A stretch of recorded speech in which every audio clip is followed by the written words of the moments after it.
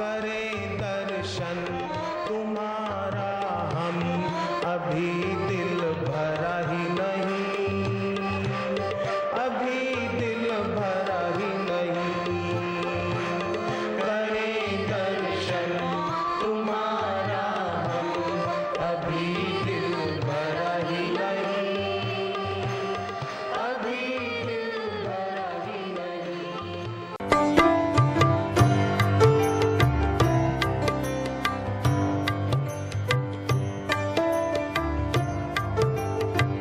आश्रम बनने के बाद जैसे यहाँ पे तो जंगल में मंगल हो गया।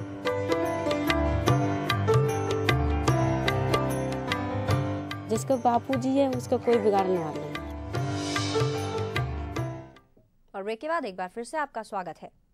बीड़ी हो या शराब हो, इन सब चीजों के साथ सेहत पर तो बुरा असर पड़ता ही है, लेकिन साथ ही साथ इसका परिवार वालों पर भी बुरा असर पड़ता है।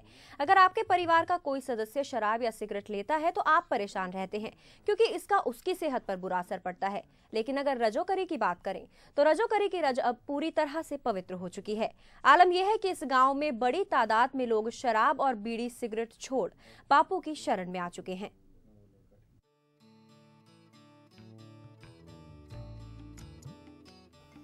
दिल्ली गुड़गांव बॉर्डर पर बसा रजोकरी गांव विकास की दौड़ में कोसों पीछे रह गया था। अरावली की पहाड़ी के बीचों बीच बसे रजोकरी में अगर कुछ था तो ये सूखी चट्टानें और विलायती बबूल के पेड़।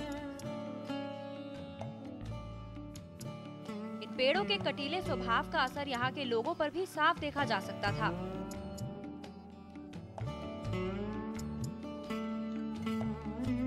ये हम नहीं कह रहे हैं, इसे आप यहाँ के लोगों से खुद ब खुद सुन सकते हैं। यहाँ जी पहले तो क्रेशर चलते थे, पत्थर पीसने की मशीनें थी यहाँ पे, धूल उड़ती थी। वो बंद होने के बाद में जो है फिर काफ़ी दिन तो हमारा काम बंद हो गया था। बंद होने के बाद में फिर जो अपना जैसे तैसे गुजारा करते थे। बाकी यहाँ लोगों में मतलब ऐसा था कि यहाँ को कमा लिया, खा लिया, शराब पी ली, कुछ ऐसा ही माहौल बना हुआ था। सब दारू वारू पी खा के शाम को उड़ा देते थे। 10, 20, 50, 100 रुपया कमाते थे, शाम को उड़ा देते। मैं खुद शराबी था, मैं और दूसरे की तो क्या बात बता, मैं खुद शराबी था, 1 नंबर का शराबी था। गाड़ी चलाता था, डंपर चलाता था मैं पहले। फिर उसके बाद में जो कुछ कमाता था मैं खुद ही कमाता, जितना कमाता था सारा कुछ शाम को बर्बाद कर देता था। बाद में इधर बापूजी का आश्रम, हाँ बहुत ज़्यादा बापूजी का आश्रम जैसे बना, उस फिर हमने आश्रम में काम भी किया। हमारे को पैसे मिलते थे, पूरी दिहाड़ी मिलती थी, मजदूरी मिलती थी, पूरी सेवा भी मिलती थी। और सत्संग जो होता था, हम संडे को सत्संग भी सुनते थे।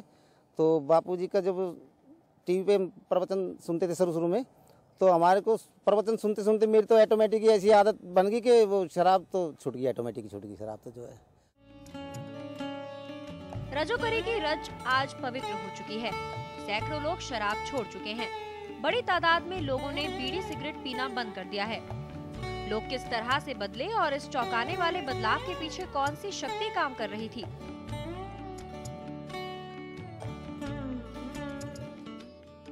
जित जित चरण पड़े संतों के, तित तित बेड़ा पार हुआ। रजोकरी गांव ने इस बात को नतीजे पर पहुंचते हुए खुद अपनी आंखों से देखा है।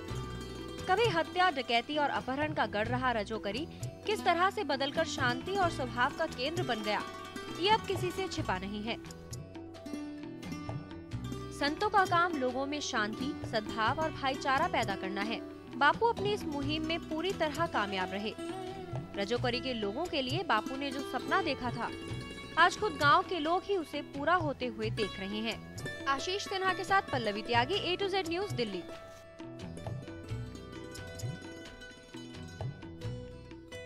रजोकरी में बापू का आश्रम बनने के बाद हर तबके को फायदा हुआ, लेकिन इसका एक खास फायदा मिला गरीब तबके को। पहले जहां गरीब तबके के लोग बेरोजगार थे, वहीं बापू के सत्संग सुनने के बाद उन्हें रोजगार मिलने लगा। और कहीं न कहीं जो उनकी शराब की आदत थी, वो शराब की आदतें छूटी, साथ ही साथ उनको बुराइयों से भी निजात मिला। कैमरामैन दीपक गुप्ता के साथ Ashish Sinha, A to Z news, Delhi.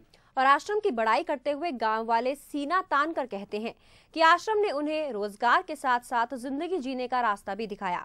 बापू की जो नेमत रजोकरी के लोगों पर बरसी, उसे आने वाली पीढ़ियां भी शायद नहीं भूल पाएंगी। आश्रम के साथ जो कहा सो किया।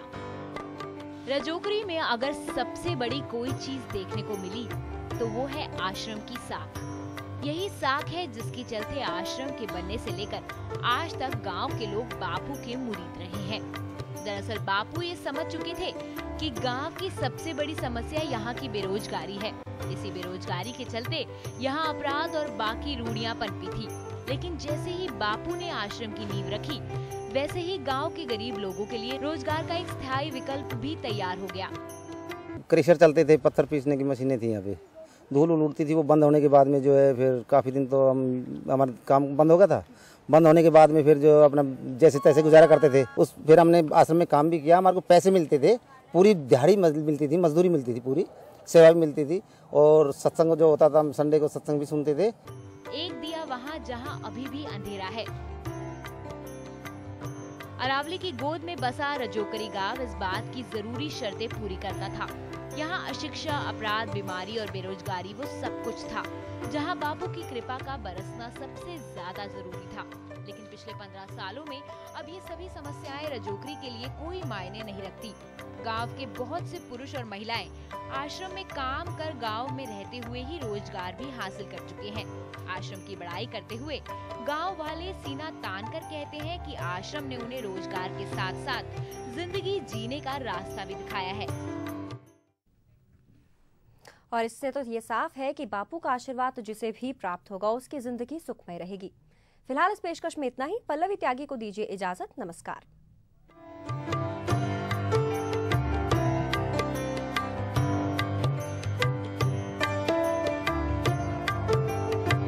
आश्रम बनने के बाद जैसे यहाँ पे तो जंगल में मंगल हो गया।